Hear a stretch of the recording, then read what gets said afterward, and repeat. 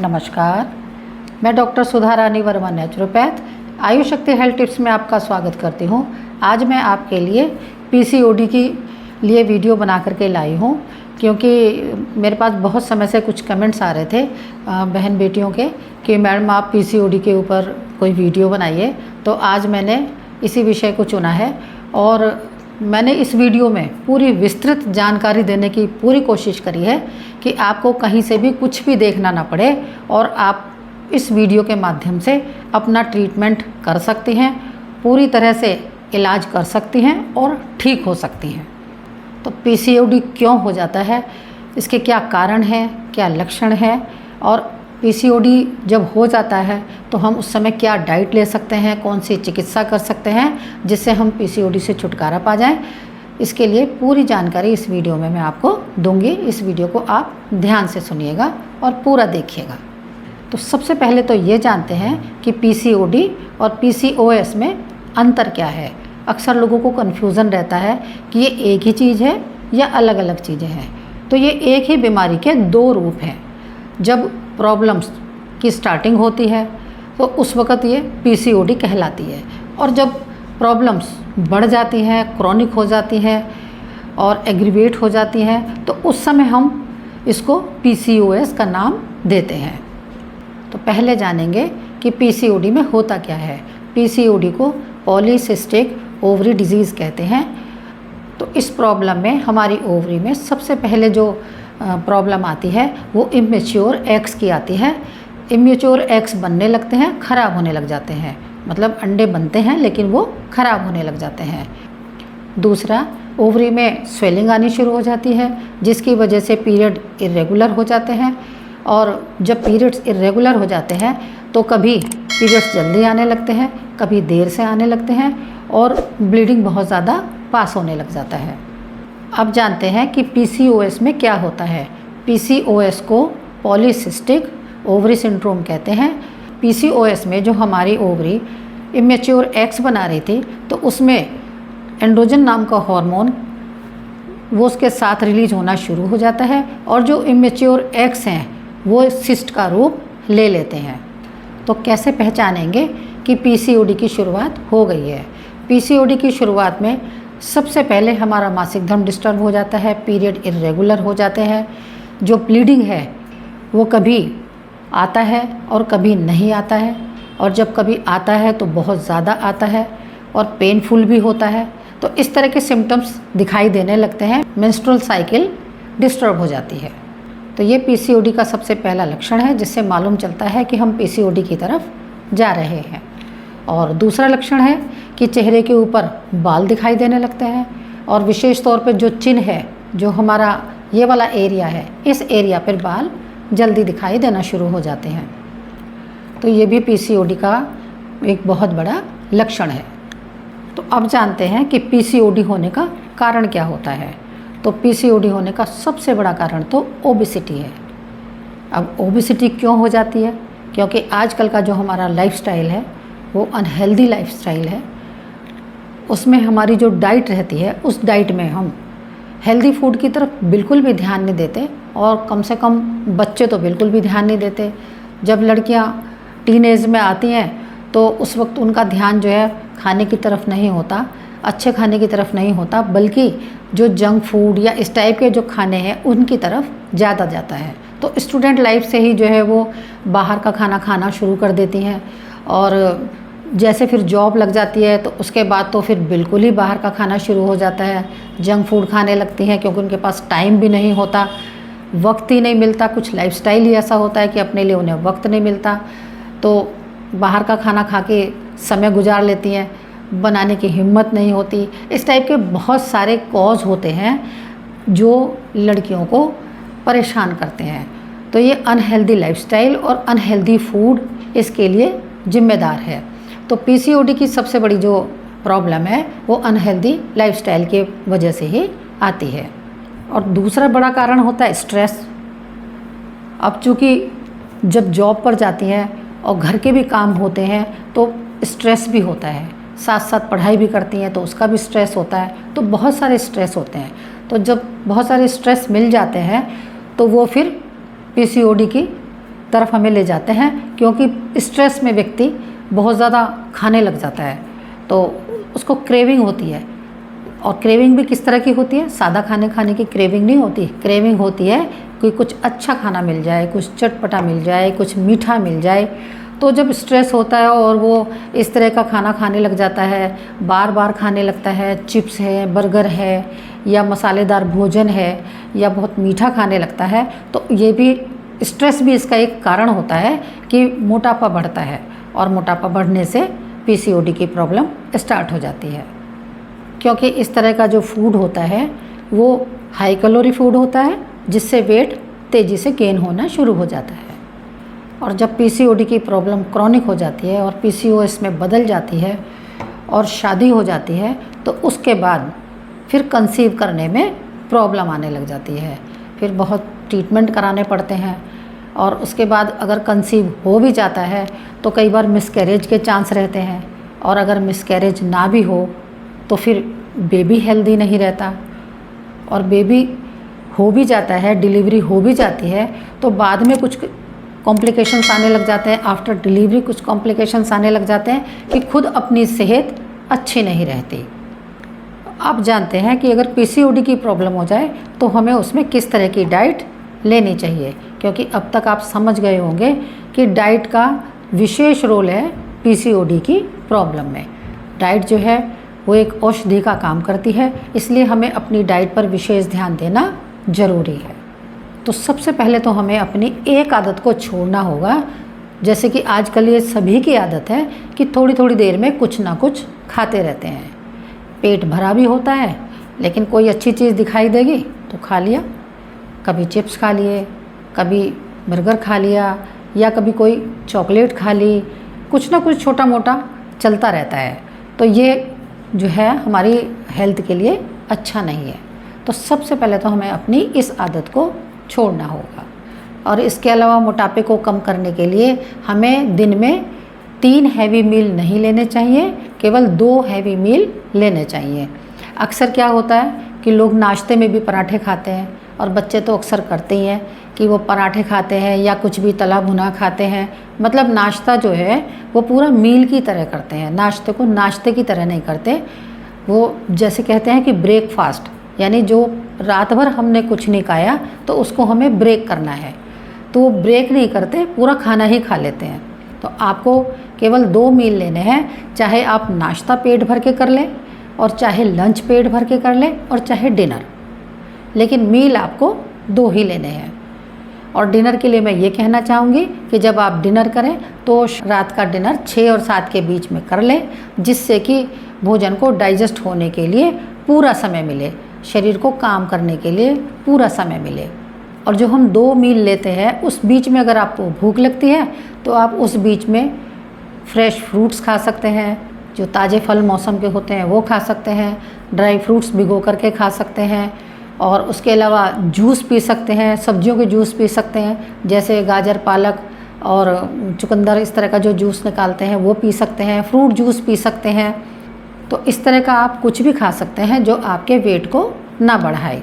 तो वज़न ना बढ़े इसके लिए डाइट में आलू, चावल और केला, इनको हमें अवॉइड करना चाहिए, कम से कम खाना चाहिए। उसके अलावा सब्जियों में जैसे भिंडी है, अरबी है और कटहल है, कढ़ी है, इन चीज़ों को हमें कम से कम खाना चाहिए। और जब तक आपका वेट कम ना हो जाए तो मैदे से बनी चीज़ें, जंक फूड, इन सब चीज़ों को तो पूरी तरह से अवॉइड कर देना चाहिए। इसके अलावा डेयरी प्रोडक्ट्स जैसे दूध, दही, मक्खन, घी, इन सब को भी कुछ समय के लिए बिल्कुल अवॉइड कर देना चाहिए, जब तक कि आपकी प्रॉब्लम सॉल्व ना हो जाए, यानी आपका वेट कम ना हो जाए। इसके विपरीत मौसम की सभी सब्जियों का, हम जितनी भी हरी सब्जियां हैं उनका सेवन कर सकते हैं, और सब्जियों को चॉप करके आटे में गूंद करके भी उनका सेवन कर सकते हैं। ऐसा करने से अन्न की मात्रा बॉडी के अंदर कम जाती है और वेट जल्दी से कम होना शुरू हो जाता है। उसके अलावा जितने भी सब्जियों के छिलके हैं उनका भी हमें इस्तेमाल करना चाहिए, क्योंकि छिलकों के ऊपर बहुत सारे विटामिन और मिनरल्स होते हैं जिनको हम फेंक देते हैं। तो इन सब्जियों के छिलकों को मिक्सी जार में पीसकर आटे में गूंद करके आप इसकी रोटी बना करके खा सकते हैं। इसके लिए मैंने एक वीडियो बनाई हुई है जिसका लिंक मैं डिस्क्रिप्शन बॉक्स में डाल दूँगी, आप देख लीजिएगा। और इसके अलावा जैसे मौसम की सब्जियां होती हैं, गर्मियों की सब्जियां होती हैं तो उस समय पेठा मिलता है, लौकी मिलती है, तो उसका जूस आप पी सकते हैं। और सर्दियों का मौसम होता है तो उस समय और बहुत सारी सब्जियां आपको मिल जाती हैं, जैसे पालक, गाजर, चुकंदर, आंवला, इन सब का जूस भी निकाल करके आप पी सकते हैं। और ये आपके वेट को कम करता है बहुत जल्दी, और उसके अलावा शरीर के अंदर किसी भी तरह की कमजोरी नहीं आने देता। अब मैं आपको 2 बहुत अच्छी प्राकृतिक चिकित्सा बताऊंगी जो आपकी पीसीओडी की प्रॉब्लम को 100% समाप्त कर देगी। तो जो पहली चिकित्सा है उसमें हमें अपने लोअर एब्डोमेन पर, नाभि से नीचे वाले एरिया पर गर्म ठंडी सिकाई करनी है। तो देखते हैं इस चिकित्सा को हम कैसे करेंगे। अब देखते हैं कि लोअर एब्डोमेन पर कैसे सिकाई करेंगे। हमें नाभि के नीचे सिकाई करनी है। तो इसके लिए हम एक ये बॉटल लेंगे और इसमें गर्म पानी भरेंगे और इसमें करीब 1 लीटर पानी भर लें।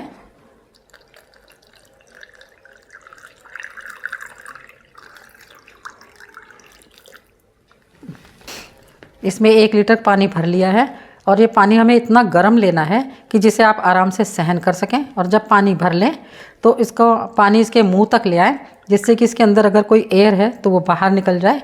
और अगर हम इसकी मुंह तक इसको पानी को नहीं लाते तो एयर अंदर रह जाती है और ये बॉटल फिर फूली फूली लगेगी। अब इसकी एयर बाहर निकल गई तो ये फ्लैट हो गई है।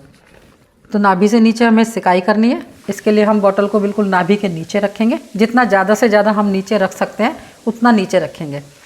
और अगर ये पानी आपको तेज़ गर्म लग रहा हो तो आप इसको पलट सकते हैं, क्योंकि इसमें आप देख रहे होंगे थोड़ा डिज़ाइन दिख रहा है, उभरा हुआ डिज़ाइन, तो इससे थोड़ा कम गर्म महसूस होती है। तो आप इसको इधर से रख सकते हैं। इधर से रखने पर भी अगर आपको ये तेज़ गर्म लगती है तो आप इसे उतार के पहले एक टॉवल रख लें, इस तरह से टॉवल रख लें और फिर इस बॉटल को इसके ऊपर रख दें। तो हमें 3 मिनट गर्म सिकाई करनी है। जब 3 मिनट पूरे हो जाएं तो उसके बाद हमें 1 मिनट के लिए ठंडी सिकाई करनी है। तो ठंडी सिकाई के लिए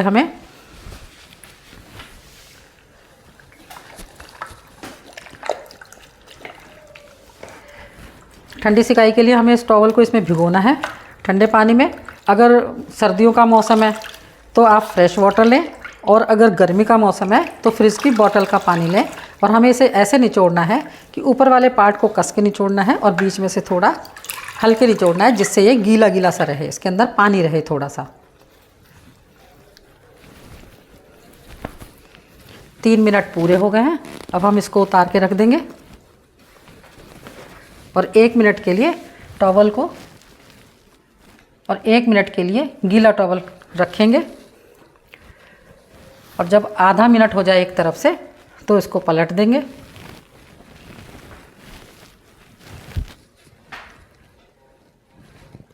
अब 1 मिनट पूरा हो गया है तो इस टॉवल को हटा देंगे और फिर से बॉटल को रख देंगे।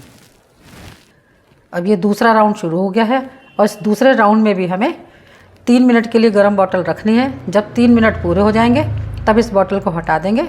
अब 3 मिनट पूरे हो गए हैं, इस बॉटल को उतार के रखेंगे और ठंडी सिकाई के लिए हम फिर से टॉवल को पानी में डिप करके इसको हल्का सा निचोड़ेंगे और बीच में से थोड़ा पानी इसमें रह जाए। इस तरह से हमें इसे पेट के ऊपर फैलाना है। थोड़ा सा हाथ से आप इस तरह से कर दें जिससे कि ये स्किन से टच हो जाए। और जब आधा मिनट हो जाए तो इसको पलट दें।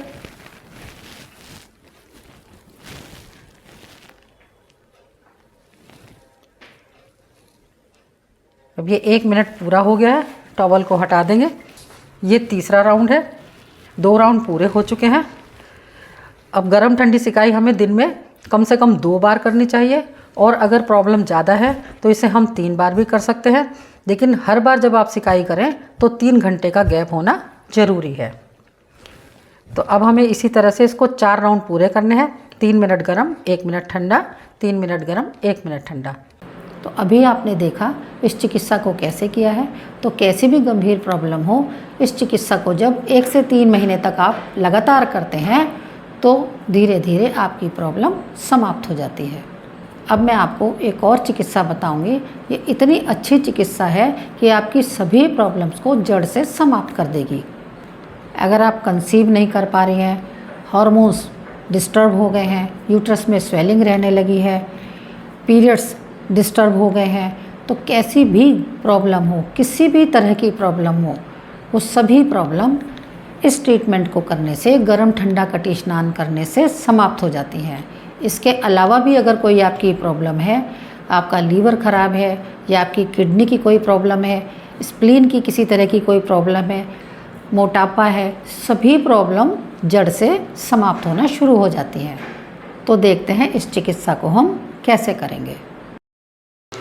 तो ये 2 टब हैं, एक में गर्म पानी है और एक में ठंडा पानी है। तो गर्म पानी हमें इतना गर्म लेना है कि जो आप आराम से बर्दाश्त कर सकें, और ठंडा पानी भी घड़े जैसा ठंडा होना चाहिए, इससे ज़्यादा ठंडे की ज़रूरत नहीं होती।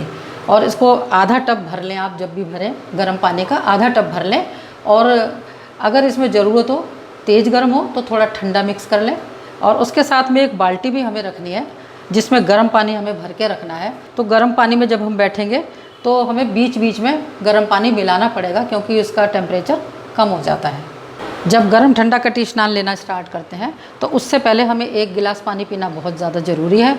अगर सर्दी का मौसम है तो आप थोड़ा सा पानी को गुनगुना कर लें, गर्म पानी पिएं, और जब गर्मी का मौसम है तो ताज़ा पानी पिएं। गर्म ठंडा कटी स्नान हम स्टार्ट करते हैं तो उसमें सबसे पहले हमें गर्म पानी में बैठना होता है। तो आप देख रहे होंगे कि जिसमें बैठे हैं वो गर्म पानी है, और जो दूसरा टब है वो ठंडे पानी का है। और हमें गर्म पानी भी इतना ही भरना है जितना आप उस ठंडे टब में देख रहे होंगे। जो ठंडे पानी भरा हुआ है इतना ही पानी भरना है, क्योंकि जब हम इसमें बैठते हैं तो पानी ऊपर उठ जाता है। तो पानी जो है हमारे पेट तक आ जाना चाहिए। और अगर टमी ज़्यादा है, पेट पर पानी नहीं आ रहा है, और अगर आपकी टमी नहीं भीग रही है, तो जिस टब में हम बैठे हैं उसी टब से पानी लेकर हमें अपने पेट के ऊपर डालना चाहिए। और हमें इसमें 3 मिनट तक बैठना है, क्योंकि हमें इसके 4 राउंड करने हैं। 3 मिनट गर्म में बैठना है और 1 मिनट ठंडे में बैठना है। जब गर्म में बैठ करके 3 मिनट पूरे हो जाएंगे तब हम इसमें से निकलेंगे और ठंडे में बैठेंगे। और जब हम इसको स्टार्ट करते हैं तो हमारे पैर फुट रेस्ट पर होने चाहिए। अब पैरों में अगर आप चप्पल पहन के रखेंगे तो अच्छा है, क्योंकि पैर गीले नहीं रहने चाहिए।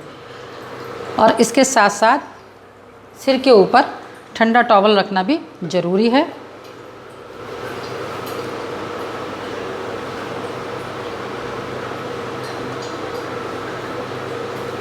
कोई सा भी हम ट्रीटमेंट लें, लेकिन सिर हमेशा ठंडा होना चाहिए। घड़ी में टाइम देख करके तब आप इसमें बैठें। जब इसमें पूरे 3 मिनट हो जाएं तब आप इसमें से उठें और तब दूसरे टब में बैठें और घड़ी में टाइम देख लें।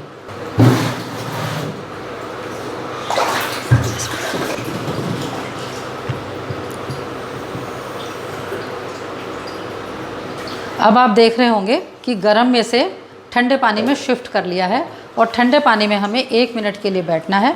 और ठंडा पानी भी घड़े जैसा ठंडा होना चाहिए।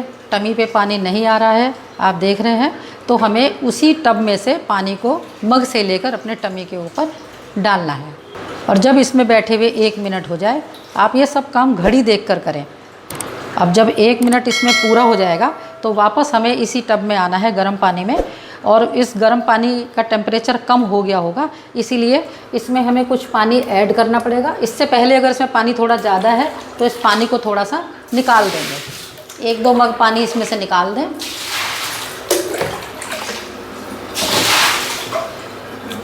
और तेज़ गर्म पानी इसमें डाल दें।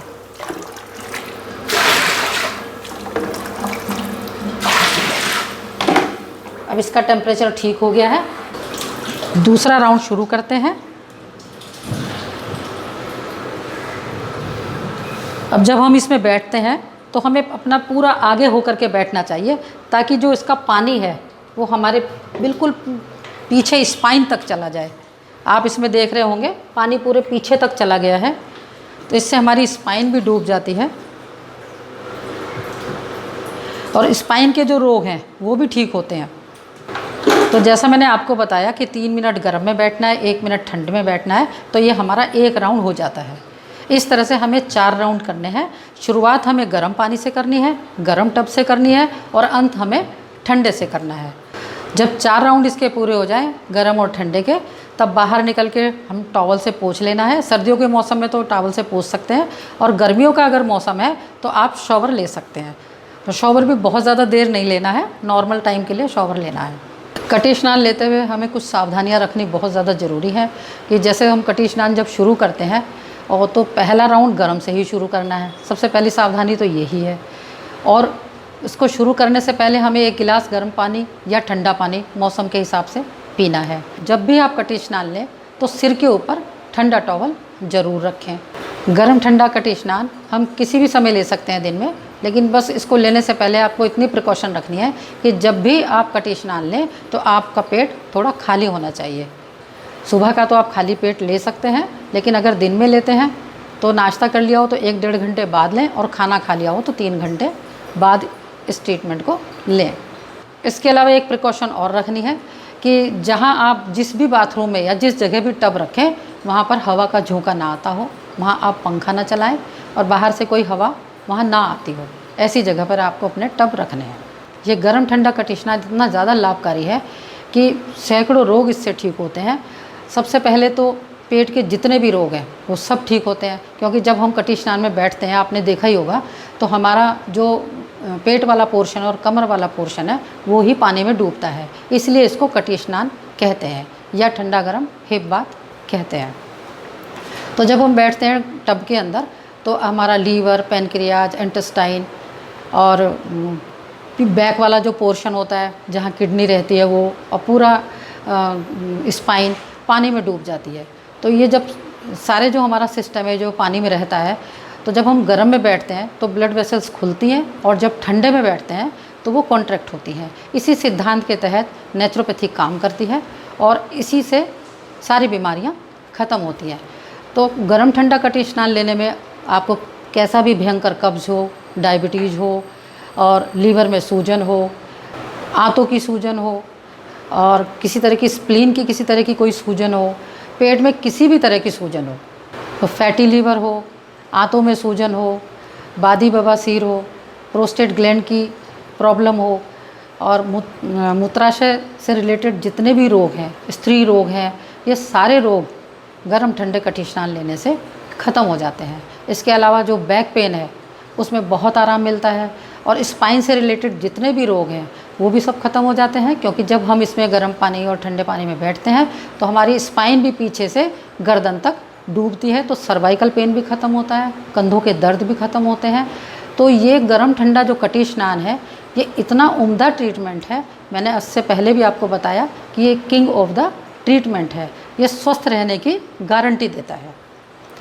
तो अगर आप इस कटी स्नान के टब को अपने घर में व्यवस्था इसकी कर सकें तो आप ज़िंदगी भर कभी भी डॉक्टर के पास आपको जाने की ज़रूरत नहीं पड़ेगी। तो अभी आपने देखा इस चिकित्सा को कैसे किया है। इस चिकित्सा को करने के लिए 2 टब चाहिए, एक में चूँकि गर्म पानी भरना होता है और एक में ठंडा पानी भरना होता है।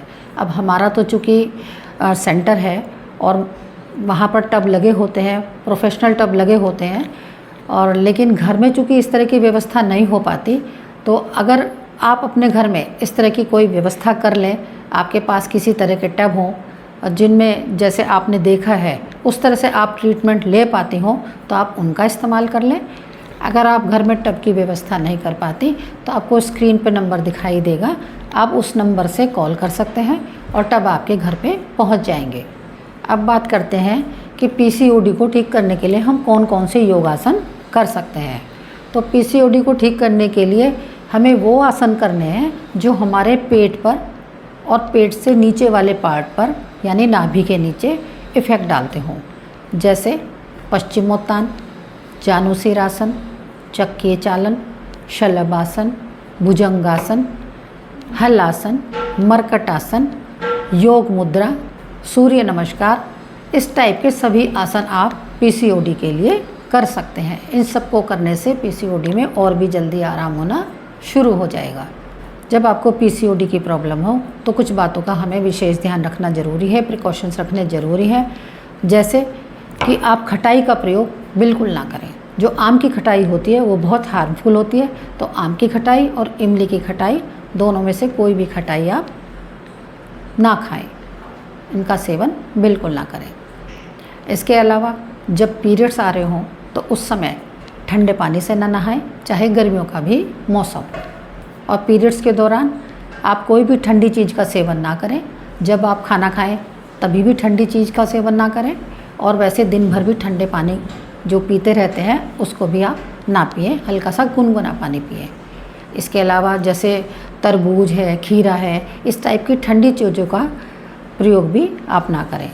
अब आप समझ गए होंगे कि पीसीओडी एक लाइफस्टाइल डिसऑर्डर है और पीरियड्स को लाने के लिए हमें जो हार्मोनिकल टैबलेट्स खानी पड़ती हैं अब आप वो बिल्कुल ना खाएं, या कंसीव करने के लिए जो आपको ट्रीटमेंट कराना पड़ता है उसको बिल्कुल ना करें। और जो मैंने वीडियो में बताया है उस तरह से अगर आप अपने लाइफस्टाइल को चेंज कर लेंगे तो 100% आपकी प्रॉब्लम समाप्त हो जाएगी। तो मुझे उम्मीद है आज की जानकारी आपको ज़रूर पसंद आई होगी। आज की जानकारी आपको पसंद आई हो तो वीडियो को लाइक करें, और जो भी इस प्रॉब्लम से परेशान हो उनको भी इस वीडियो को ज़रूर शेयर करें, और सब्सक्राइब करना बिल्कुल ना भूलें। फिर मिलते हैं किसी नई वीडियो के साथ। नमस्कार, धन्यवाद।